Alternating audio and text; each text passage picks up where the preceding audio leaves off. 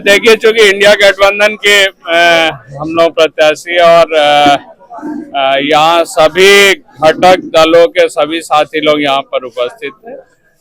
उसी सिलसिले में बातचीत हुई जो एक सब मिलकर टीम वर्क करके ये लड़ाई लड़ेंगे और सिर्फ ये चुनाव तक नहीं, चुनाव के बाद भी ये गठबंधन बहुत मजबूती के साथ निरसा विधानसभा में काम करेगा। प्राथमिकता क्या रहेगी सर आप इस चुनाव का? प्राथमिकता प्रथम क्या है आपकी? प्राथमिकता तो सबसे पहले जीतने का है और भाजपा को हराने का है।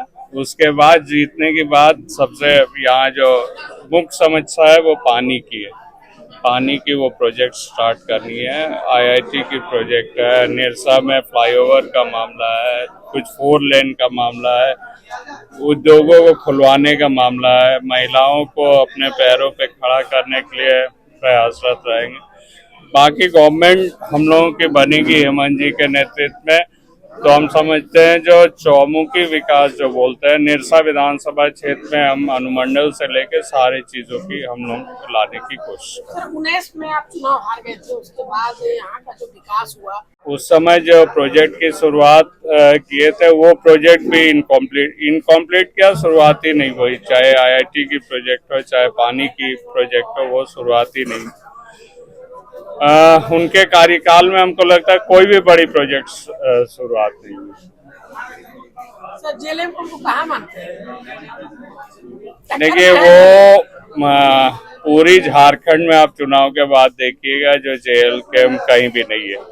मुख्य रूप से इंडिया गठबंधन या एनडीए ही यहाँ पर। सर उसका प्रत्याशी जरा ये रिजवान अंसारी ने अपना नामांकन वापस ले लिया। कहीं कहीं तो देखा जाए जेएलएम को काफी नुकसान होने को जा रहा है। हेमंत जी के नेतृत्व में वो विश्वास जताए। हम समझते हैं जो वहाँ कल्पना सोरेन जी हम लोगों के प्रत्याशी है, वो विपुल वोट से इस बार जीतेंगे। तो होप के साथ हम लोग ये सोच रहे थे कि जेएमएम यहाँ से कौन लड़ेगा, तो केंद्र का जो निर्देश आया, यहाँ के जो सेकंड लार्जेस्ट और हमेशा जनताओं के बीच में रहने वाले श्री अरूप चौधरी जी पर भरोसा किया, और ये भरोसा हमारे निरसा के कार्यकर्ताओं का हौसला को देखते हुए उन्होंने इनको प्रत्याशी बनाया इंडिया गठबंधन के तहत।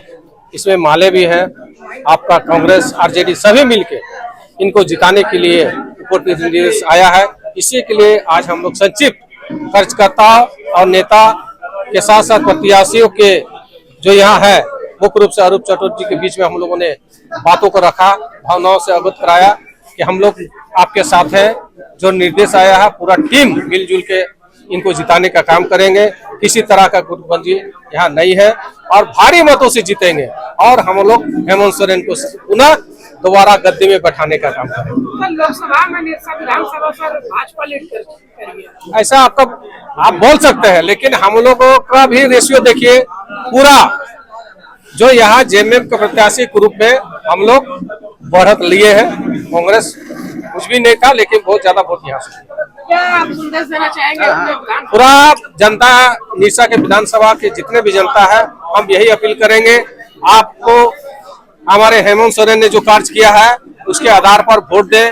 और निश्चित रूप से यहाँ महिलाओं को जो सम्मान मिला है उसके आधार पर ये वोट निश्चित रूप से महिलाएं ने सोचा है कि पुनः दोबारा मुख्यमंत्री हमारे हेमंत सोरेन ही होंगे।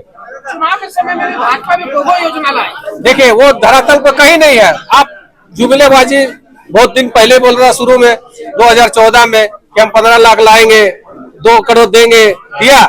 ये हमेशा भाजपा वाले जुमलेबाजी के आधार पर वोट लेते हैं और ठगे जाते हैं। लेकिन झारखंड की जनता आज सीख चुकी है, जान चुकी है, ये बीजेपी वाले हमेशा ठगते हुए आए हैं। और नहीं तो इनको शुरू में गद्दी मिला, आज 15-20 साल वो राज किए, कहाँ विकास का धारा बहा?